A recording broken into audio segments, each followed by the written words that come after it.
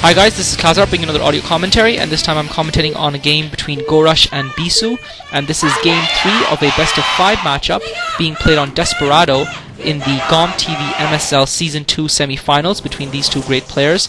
The score at the moment is 1-all. Bisu took the first game, Gorush took on GOM TV Loki, and Gorush took the second game on Python. So even Stevens between these two players, and I'm sure Gorush is feeling that he is going to be in with a chance here to cause an upset and take out the reigning champion. But if he hopes to do that, then in my view, this is going to be a must-win game for him, because the next map is Monty Hall, and we all know how I feel about Monty Hall and how I feel Monty Hall is hugely imbalanced versus Zerg players. We saw a game between Nalra and July Zerg on Monty Hall where Nalra cheesed and rushed, and his cheese rush failed, and he still managed to survive and come out on top and win the game in the end.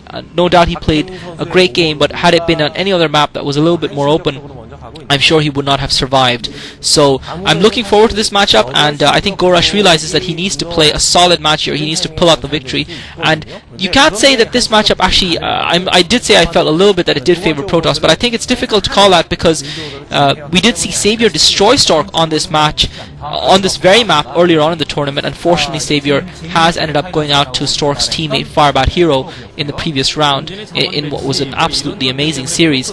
But the fact is that well-played Zerg can cause trouble for Protoss players on this map. And once again we see Bisu scouting very early, scouting counterclockwise and scouting very early with that probe, as he always does.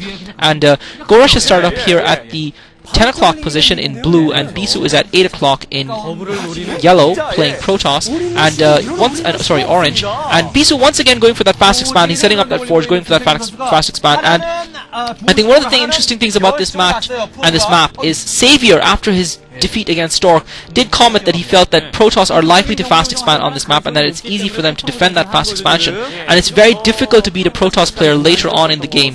And so it's going to be interesting to see what Gorush, and Gorush has actually gone for that early spawning pool, so he's doing the same thing that he did on Python, going for that spawning pool first. And I think that again the reason he's doing that is that, actually sorry no, this is what he did in game 1 on Loki. Ended up losing that game. He went for the spawning pool first, and it looks like he might be going for perhaps some sort of a Zergling rush, some kind of upgraded Speedwing rush, or at the very least he looks to be teching very early, because he has taken his gas extractor and he has not built a second hatchery. And Gorush is going to find this difficult because Bisu has actually set up that forge, and he's got a photon cannon building already, so Gorush is going to find it difficult to actually do any damage here, and Gorush going with that hatchery. And Gorush, you've got to feel, has surrendered a little bit of an advantage to Bisu. Gorush has given Bisu an economic advantage, and that, I feel, might have been an overly risky maneuver by Gorush. I believe he should have gone for that second hatchery first before putting that spawning pool, but he's gone for a spawning pool and an extractor, so he at least will be up ahead in terms of tech, and he's already starting up his lair tech, and he has managed to ferry that probe out of his main of Bisu, so Bisu no longer has the scouting information on. But Bisu did see him put up that spawning pool and that extractor, so I'm sure Bisu knows that that's what Gorush is going for.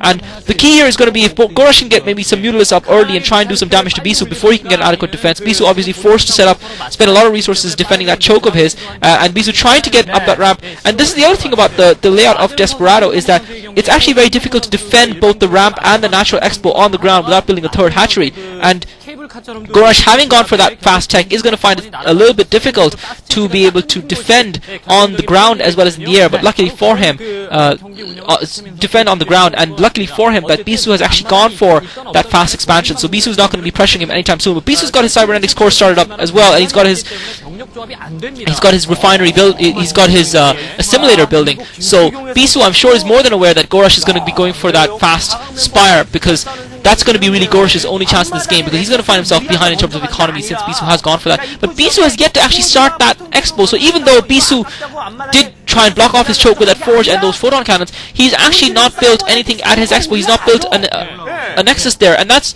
surprising to me that Bisu would invest resources in a defense and yet not build anything. And Gorush is now finally aware of this, scouting with that overlord. So Gorush is actually not going to be behind in terms of his economy, because Bisu has yet to start up that nexus, and Bisu is actually teching. So Bisu actually trying to deceive Gorush by blocking off his choke. Bisu is going for a fast tech, so he's going to get that Stargate up very quickly. And Gorush actually might have done the right thing in going for that fast tech as well, because he's going to be able to compete with tech with Bisu. And you've got to feel that Bisu has made a little bit of a mistake in investing in that economy, in investing in those photon cannons, and yet not setting up that nexus earlier on in the game. I guess Bisu, when he scouted Gorush, realized that Gorush had teched very fast. If he had gone for that nexus, if he'd invested unit resources in that nexus, he would have been in huge trouble later on in the game.